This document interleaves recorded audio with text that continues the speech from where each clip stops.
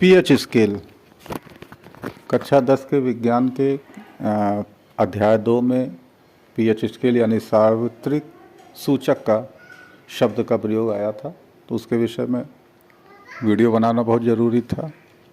तो ये आपके सामने है सार्वत्रिक सूचक यानी कि यूनिवर्सल स्केल। सार्वत्रिक सूचक कई अलग अलग रासायनिक संकेतों का मिश्रण होता है जो किसी विलयन की अम्लता या क्षारीयता पीएच मान के अनुसार एक विस्तृत पीएच पैमाने पर रंग बदलता है। प्रयोगशाला में ज़्यादातर इसका उपयोग होता है। तो प्रयोगशाला में किसी विलयन का अनुमानित पीएच मान पता लगाने के लिए इसका उपयोग किया जाता है।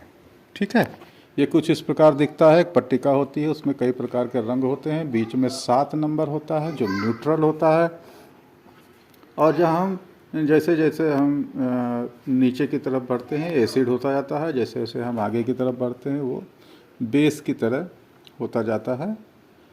ये काम कैसे करता है? ये रंग परिवर्तित करता है। सार्वत्रिक सूचक में मौजूद विभिन्न रंजक विलयन के पीएच के आधार पर बदलते हैं, जिससे रंग में बदलाव होता है। पीएच पैमाना क्या होता है? रंग परिवर्तन से पता चलता है कि विलयन की अम्लता या क्षारीयता कितनी है। पीएच पैमाने पर 7 तटस्थ होता है यानी न्यूट्रल होता है, 7 के नीचे अम्लता होती है, 7 के ऊपर क्षारीयता यानी बेस होता है। उच्च परिशुद्धता एक इसका वो है प्रभावी तरीका है। ये किसी भी घोल के पीएच का अनुमानित मान जानने का सरल प्रभावी तरीका है, जिसमें पीएच के सूक्ष्म परिवर्तनों का भी पता लगाया जा सकता है। इसका उपयोग ज़्यादातर प्रयोगशाला वगैरह में होता है। तो रसायन विज्ञान और जैव प्रयोगशालाओं में घोल के पीएच को मापने के लिए इसका प्रयोग किया जाता है। पानी की गुणवत्ता परीक्षण के लिए इसका प्रयोग किया जाता है। कृषि में प्रयोग होता है, और निर्माण कार्यों में मिट्टी के पीएच का पता लगाने के लिए उसी प्रकार से हमें मसाले वगैरह का पता लगता है, तो उसका पीएच लगाने के लिए मान का पता लगाने के लिए इसका प्रयोग होता है।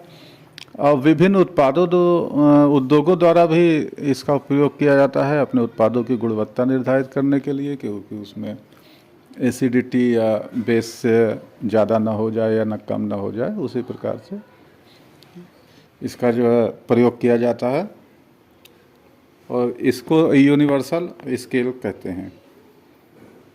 तो ये था पीएच स्केल के विषय में जानकारी। 10वां प्रश्न पे हम आते हैं। परखनली ए एवं बी में समान लंबाई कि मैग्नीशियम की पट्टी लीजिए। परखनली ए में हाइड्रोक्लोरिक अम्ल तथा परखनली बी में एसिटिक अम्ल CH3COOH डालिए। किस परखनली में अधिक तेजी से बुदबुदाहट होगी और क्यों? चलिए, जाहिर सी बात है, इसमें अम्लता पूरी तरीके से कार्य करेगी। परखनली ए में अधिक तेजी से बुदबुदाहट होती, जिसमें HCl है। ऐसा इसलिए होगा क्योंकि HCl अम्ल CH3COOH यानी एसिटिक अम्ल से की तुलना में अधिक प्रबल है। इस प्रकार तीव्र गति से हाइड्रोजन गैस उत्पन्न होती है, जिस कारण बुदबुदाहट उत्पन्न होती है। चलिए 11वें प्रश्न की ओर आते हैं। ताजे दूध के पीएच का मान 6 होता है। दही बन जाने पर इसके पीएच का मान में क्या परिवर्तन होगा? देखिए, दूध के पीएच का मान 6 है, ये प्रश्न में भी बताया गया है। जैसे ये दही में परिवर्तित होता है, पीएच का मान घटता आता है। इसमें मौजूद अम्ल पीएच के मान को घटा देते हैं। प्रश्न 8वां है। एक ग्वाला ताजे दूध में थोड़ा बेकिंग सोडा मिलाता है। क्यों मिलाता है? ए, ताजे दूध के पीएच के मान को 6 से बदलकर थोड़ा क्षारीय क्यों बना देता है? इस दूध को दही बनने में अधिक समय क्यों लगता है? यानी कि अगर आप सोडा मिला दोगे, बेकिंग सोडा दूध में, तो वो जल्दी फटेगा नहीं। इसको आम भाषा में बोला जाता है कि फटेगा नहीं। इसका उत्तर ये है, ए का उत्तर है ताजे दूध के पीएच के मान को 6 से बदलकर थोड़ा क्षारीय क्यों बना देता है। ताजे दूध के पीएच के मान को 6 से बदलकर थोड़ा क्षारीय इसलिए बना देता है क्योंकि क्षारीय स्थिति में दूध आसानी से दही नहीं बनता है।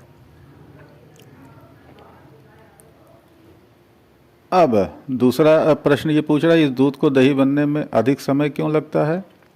चूंकि ये दूध सामान्य दूध की तुलना में थोड़ा अधिक क्षारीय है, दही बनने में सहायक अम्ल क्षारक द्वारा उदासीन हो जाता है, इसलिए इस दूध को दही बनने में अधिक समय लगता है।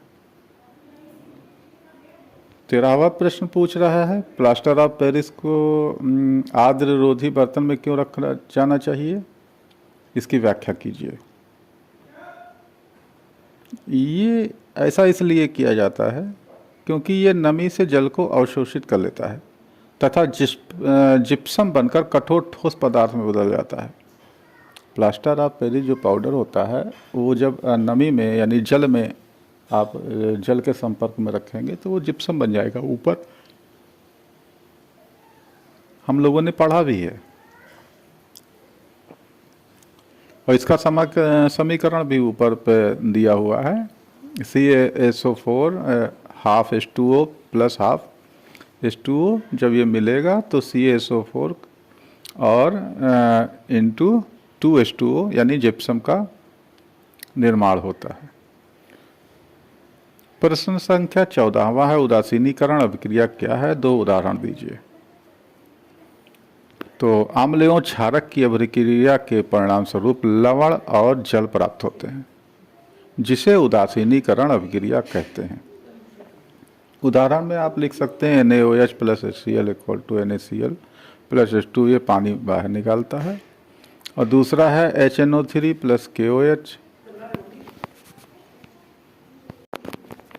HNO3 प्लस KOH ये आपका बनाएगा, अभिक्रिया करेगा KNO3 पोटेशियम नाइट्रेट और पानी यानी कि H2O। 15 और अंतिम क्वेश्चन है आपका, धोने का सोडा और बेकिंग सोडा के 2 प्रमुख उपयोग बताइए। धोने का सोडा के उपयोग आप समझ लीजिए, इसका उपयोग कांच, साबुन एवं कागज उद्योगों में होता है। जल की स्थायी कठोरता को हटाने के लिए भी इसका प्रयोग किया जाता है। जिस कई सारे जगहों पर जल जो है ज़्यादा कठोर होता है तो उसमें इसका प्रयोग किया जाता है। बेकिंग सोडा के 2 उपयोग ऐसे होते हैं, बेकिंग पाउडर बनाने में यूज होता है। जब बेकिंग पाउडर को गर्म किया जाता है या जल में मिलाया जाता है तो इस अभिक्रिया से उत्पन्न कार्बन डाइऑक्साइड के कारण ये पाव रोटी, ब्रेड या केक को स्पंजी बना देता है। दूसरा इसका उपयोग होता है